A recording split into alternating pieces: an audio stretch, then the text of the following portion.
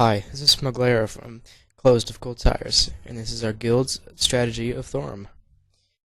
Thorim is one of the Watcher bosses encounters in Old War. The encounter has two phases. In the first, the raid has to split in a gauntlet and an arena team. The arena team must fight waves of ads, while the gauntlet makes its way through some trash and a few mini-bosses to Thorim. Upon reaching the boss, he and the gauntlet group join the arena team, starting the second phase, which will last until Thorim is subdued. Both fire and nature resistance are useful when attempting hard mode. A little frost resistance gear is recommended. Thorim has several abilities in Phase 1. Charge Orbing charges a nearby orb with electricity. Orbs affected by this ability gain a periodic effect that fires a lightning shock every 2 seconds, inflicting 2,831 to 3,169 nature damage to enemies within 25 yards. Sheath of Lightning encases the caster in a sheath of pure electrical energy, reducing all damage taken by 99%.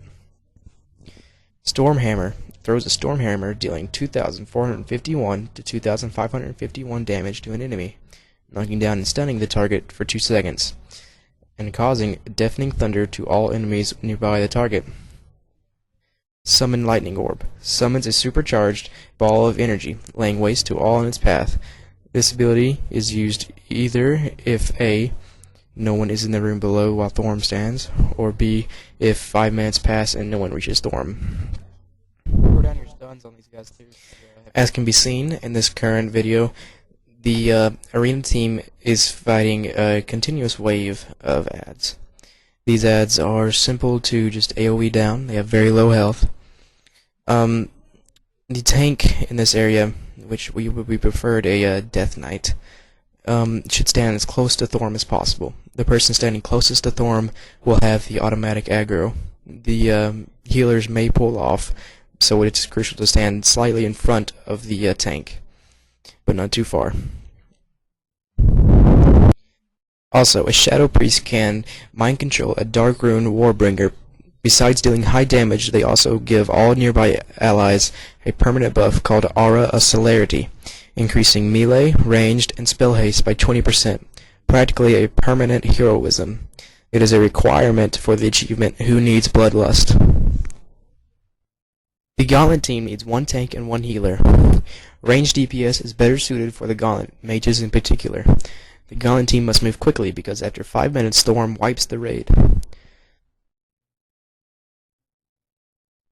There are 3 groups of 3 Warbringers. They can be crowd-controlled, polymorph in particular. 2 mobs should be CC'd while the others are killed.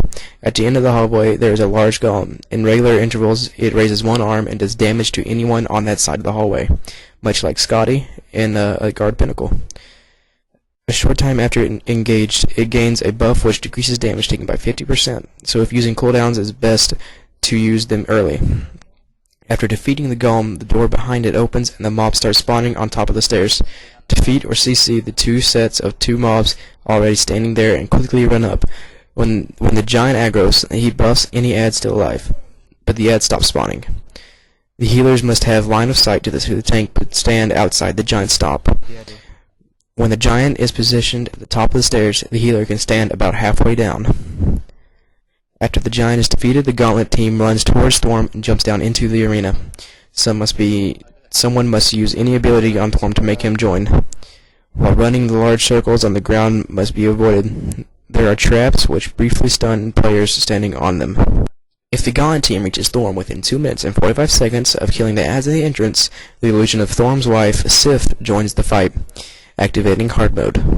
Do note that the ads in the arena can be stunned, so if you have a warlock, make sure he uses Shadow Fury as much as he possibly can to control these ads as a CC. Once Thorim is activated, he jumps out into the arena. The mob waves stop spawning. During the whole of Phase 2, Thorim gains an extra lightning charged buff for every 10 seconds. This buff stacks progressively increases damage and attack speed. It's in effect a passive enrage timer. From about 7 stacks on, healers and tanks need to use some CDs to survive. After about 15 buffs, Thorim's melees can one-shot even the best geared tank. After Thorim is in the arena, he needs to be picked up by the main tank immediately. The raid should spread out to avoid extra damage from Thorim's chain lightning. Every time Thorim uses Unbalancing Strike, which is every 15 to 20 seconds, tanks need to taunt off of each other. When Thorim uses Lightning Charge, small lightning balls come from a column. After a short time, that column deals large amounts of AoE damage in a 60 degrees angle. This damage may be enough to one-shot players after the third lightning charge. In Phase 2, there are 3 special abilities. Chain Lightning strikes an enemy with a blast of lightning that inflicts 3,700 to 4,300 nature damage. The bolt will arc to additional nearby enemies, inflicting 50% more damage to each successive target. Lightning Charge absorbs a turn of electrical energy, inflicting 13,875 to 16,125 nature damage to enemies in a cone between the caster and the power source, and gaining a stacking buff called Lightning Charge that increases Thorim's melee damage and attack speed by 15%, and nature damage dealt by 10%.